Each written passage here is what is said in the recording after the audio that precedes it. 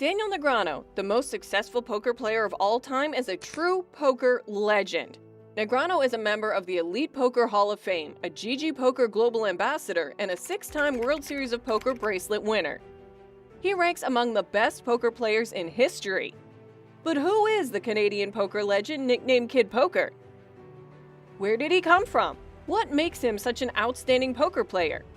And what does the future hold for the guy who has been at the forefront of every twist and turn in the game's troubled history over the previous 3 decades? Let's look at Daniel Negreanu's life and career. The formative years of poker's golden age are centered around Daniel Negreanu's development as one of the game's most recognizable players. He has been at the forefront of numerous innovations in poker, from the rough diamonds who carved out the game in 1970 to the present GTO crushers who are redefining the way we all play. His ability to adapt in each new poker age is a large part of what has made him successful. In his early years, the Canadian's approach to success was straightforward: play as much as possible. He was, like his longtime colleague Phil Ivey, a grinder who couldn't stay away from the felt. Negreanu got the nickname Kid Poker after learning from older, more experienced players, and he swiftly developed the abilities required for survival. Cash games helped him build his bankroll, but early success at tournament tables was critical to his success. He wasn't just an excellent player on the felt, but he was also an ardent poker enthusiast and scholar. Negreanu can be seen in the background of footage shot during Scotty Wynn's victory celebration after winning the 1998 WSOP main event. He has been a member of the crew since a young age, and he was frequently seen at major events. But the turning point in his career came at the $7,500 entry 1999 United States Poker Championship, where he overcame seasoned player John Benetti heads up to win the title. Until that point, much of his confidence has been predicated on what he expected to happen, rather than knowing what was possible. It was an unearned arrogance, but that was part of the magic.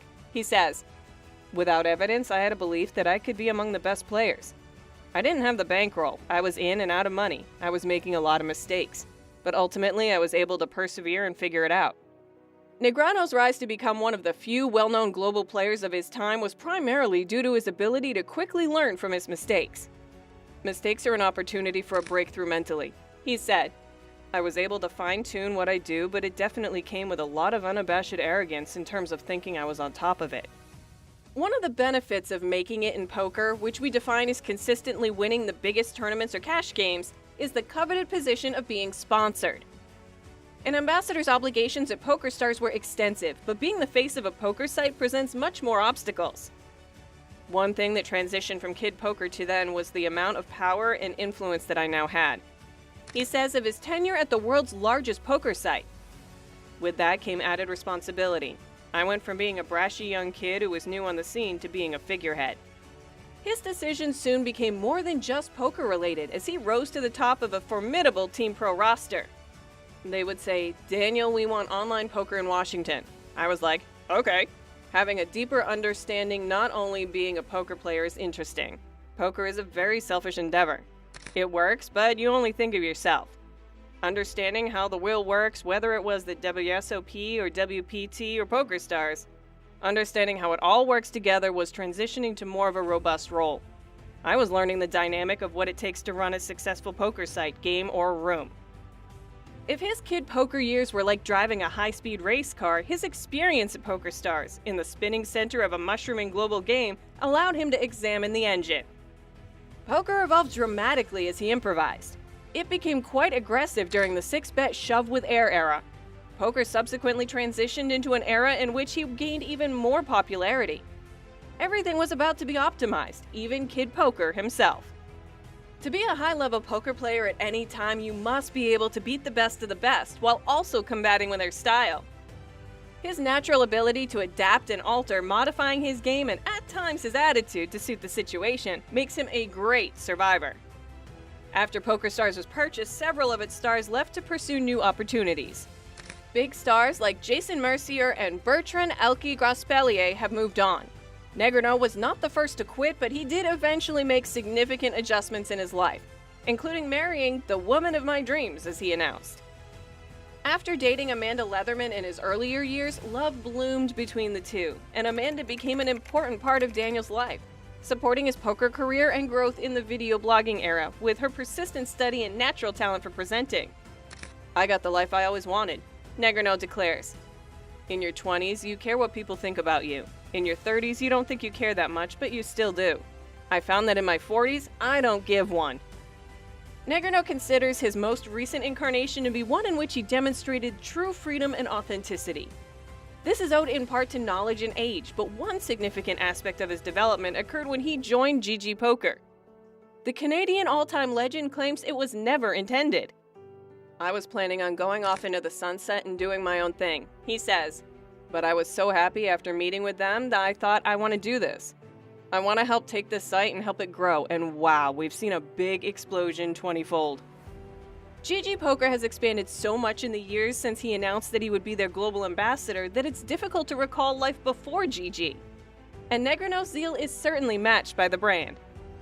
Like me, GG are bold, brash, and they're willing to push the envelope to try things. If they don't work, they'll reverse course and do different things. It's been a perfect fit for me." It's a period in which he has won 7-figure high rollers like the Super High Roller Bowl, plowing through tournament after tournament and climbing to the top of the all-time tournament winning list. Doing all of this while preserving his unique brand, GTO, isn't the only distinguishing feature of this phase in the game we all enjoy. This era in poker will be remembered for the impact of one of the faces on poker's version of Mount Rushmore.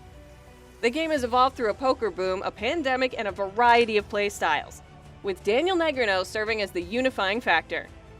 He is still one of the most influential players and individuals in the industry. Kid Poker grew up and carried the poker world with him. But like every story, there are a couple twists in his, too. Some of them being the reasons why he's a controversial figure today. Daniel Negreanu, a prominent figure in the poker world, has faced criticism for his outspoken support for veganism, which has led to his reputation as judgmental and intolerant. He has also been linked to the company PokerStars, which has been criticized for his business practices, including supporting non-player-friendly decisions. He has also been accused of bullying and taking things out of context, leading to accusations of hypocrisy and inconsistency.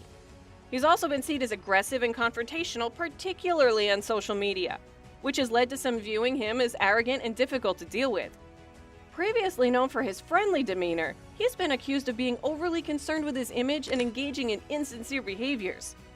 He's also been seen engaging with trolls on social media, which has led to some viewing him as overly sensitive and unable to let go of small insults. Negreanu's promotion of various products and services has also been criticized for being overly commercialized and less focused on the game of poker itself. Tell us what you think in the comments below. Don't forget to give the video a thumbs up and subscribe to the channel before you leave.